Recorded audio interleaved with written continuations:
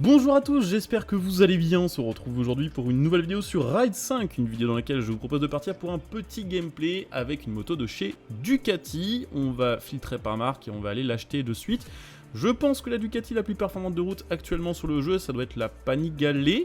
En tout cas, j'avais testé celle-ci en live pour un petit peu tester des motos de différentes marques et je crois qu'elle était vraiment dans le top performance. Alors là, je regarde un peu les différentes versions, mais on va prendre quand même une version route. Ah, il y a la Superleggera sur ce jeu. Ok. La Superleggera qui, si je dis pas de bêtises, est une évolution de la Panigale au final. Donc ok, bah pourquoi pas, je pense qu'on va prendre ça au final. 100 000 crédits. Alors sachant que les prix du jeu sont quand même basés sur les vrais prix, est-ce que ça veut dire qu'une Superleggera IRL ça coûte 100 000 euros?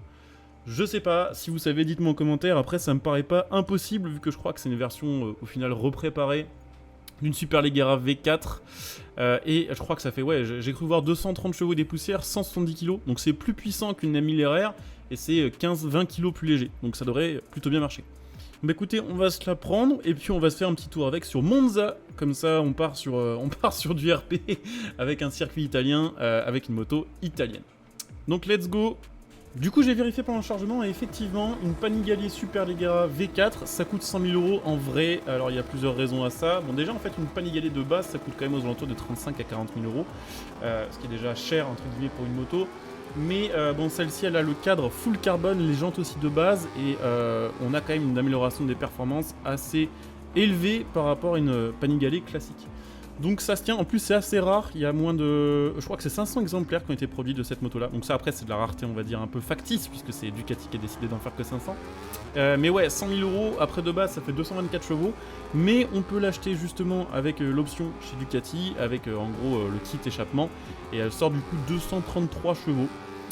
Et putain de merde, ça n'a rien à voir niveau pilotage avec la M1000 RR.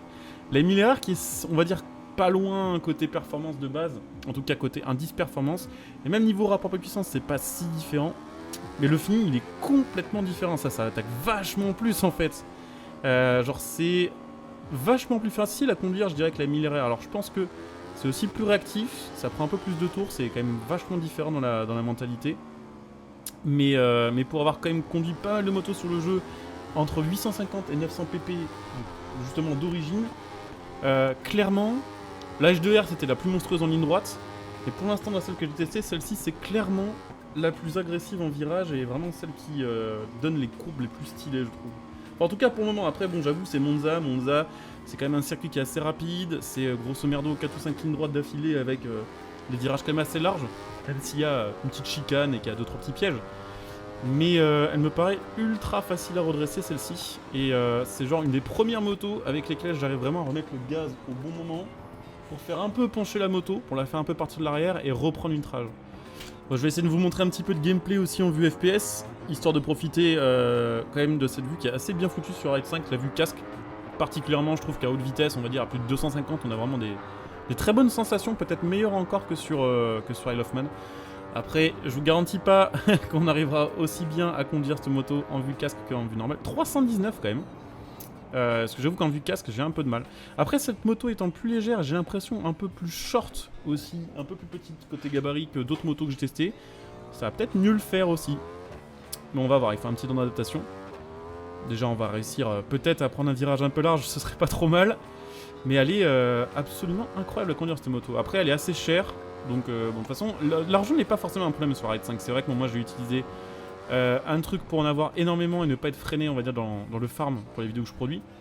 Mais on va dire, la moindre course réussie vous rapporte entre 6 et 8 000. Donc, si vous voulez vous payer une Superleggera V4 dès le début du jeu, juste pour faire kiffer, parce qu'il n'y a pas beaucoup d'endroits dans lesquels vous pourrez l'utiliser, c'est en gros, allez, en 1 heure, 1 heure et demie, ça se fait quoi. Bon après on va quand même regarder les améliorations de cette moto là et puis après on va évidemment la retester avec les améliorations. En sachant que évidemment pour les prochains contenus que je vous propose sur Ride 5, vous pouvez on va dire influencer le sujet via les commentaires sous cette vidéo. Si vous avez envie de voir telle ou telle moto en particulier, n'hésitez pas, c'est vraiment le moment on va dire là la fin de l'été pour les vidéos sur Ride 5. Après début septembre on va avoir du Starfield, on va avoir aussi évidemment The Crew Motorfest, on va avoir un peu plus tard Payday, puis Forza Motorsport. Donc forcément là c'est on va dire le moment Ride 5, donc s'il y a des trucs que vous voulez voir, dites-le dans les commentaires. N'hésitez pas aussi à laisser un petit like, hein, ça fait toujours plaisir. Et Et à vous abonner, voilà, pour les prochains let's play et les prochaines vidéos. 960 en Onis Performance, c'est pas mal, c'est plus que la M1000 qu'on avait testé. C'est moins que la H2R, mais bon, la H2R c'est hors concours. Mais écoutez, on se relance une petite épreuve sur Monza avec cette moto, on va voir ce que ça donne avec les améliorations. Mais écoutez, c'est parti avec la Superleggera V4, ce coup-ci avec les pneus slick, avec toutes les améliorations que vous avez pu voir. Donc on a gagné encore un peu de poids, et on a gagné surtout en puissance, donc on devrait dépasser les 320 dans la ligne droite.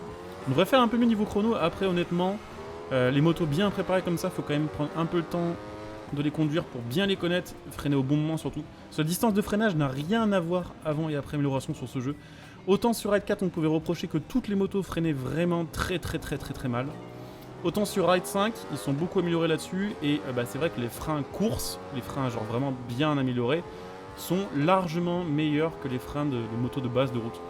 Et souvent, quand on prend l'habitude de passer, de freiner à 250 à un endroit, on va dire avec les freins stock, on pourrait freiner à 270 un tout petit peu plus loin avec les freins course. Et ça, c'est le genre de truc où il n'y a que l'expérience qui permet de s'améliorer. Voilà, quoi qu'il en soit, j'ai l'impression que je me suis pas mal amélioré au niveau du pilotage en vue casque, mais j'ai l'impression que c'est aussi lié à la moto qui est trop cool à conduire en fait. Qui est vraiment ultra agressive, ultra incisive en virage et qui trahit pas quoi. Et même si des fois, bon, ça guidonne un peu, en vrai, pour l'instant, je suis pas tombé avec, ou en tout cas pas de ma faute, voilà. Donc voilà, pas mal de petites améliorations sur Ride 5. Après, je regardais un petit peu la liste des motos tout à l'heure, et j'avoue que je trouve ça quand même dommage qu'il n'y ait pas sur ce Ride 5 plus de motos, on va dire vraiment très basiques, des très petites cylindrées, des trucs qui sont pas du tout sportifs, et qu'il n'y ait pas plus de roadster, ou qu'il n'y ait pas plus de motos, on va dire, un peu hors sujet, comme le fait par exemple... on va dire côté jeu de voiture, un Gran Turismo ou un Forza où globalement les 99% des voitures c'est des trucs vraiment sportifs, et le 1% qui reste c'est des trucs un peu what the fuck, des trucs juste là on va dire pour nous faire découvrir des modèles. Et j'avoue que je trouve ça dommage que sur Ride 5 on est perdu un peu justement en variété de motos un peu débiles. Mais bon, ça reste un jeu très cool, ça reste un jeu sur lequel j'aime faire des lives et des vidéos. J'espère que vous prendrez autant plaisir à les regarder que moi à les faire. N'hésitez pas si c'est le cas à le montrer en soutenant la chaîne, en venant en follow sur Twitch par exemple pour les prochains lives, en utilisant votre Prime éventuellement pour soutenir la chaîne gratuitement. Vous pouvez éventuellement aussi utiliser mon lien Instant Gaming pour acheter vos jeux à prix réduit et soutenir la chaîne gratuitement par la même occasion. Et puis bien sûr, pour ceux qui souhaitent aider sur le long terme, vous pouvez devenir des soutiens via le bouton rejoindre. Donc n'hésitez pas à jeter un petit coup d'œil à tout ça. C'est toujours un gros coup de pouce pour une chaîne comme la mienne qui est, voilà, on va dire un peu entre deux eaux et où il n'y a pas forcément toujours des grosses hypes sur les jeux présentés. Voilà, n'hésitez pas à soutenir vous-même. Donc voilà, bah écoutez, je pense qu'on a fait un petit peu le tour de ce modèle. Pour l'instant, c'est ma préférée. Très clairement dans celle de mon garage, la H2R, c'était extrêmement débile, c'était ultra fun à conduire. Et ça, on va dire que côté perf, c'est vraiment le truc que j'ai préféré. Bah écoutez, je coupe ici, je vous dis à très bientôt. Bon jeu à tous, ciao.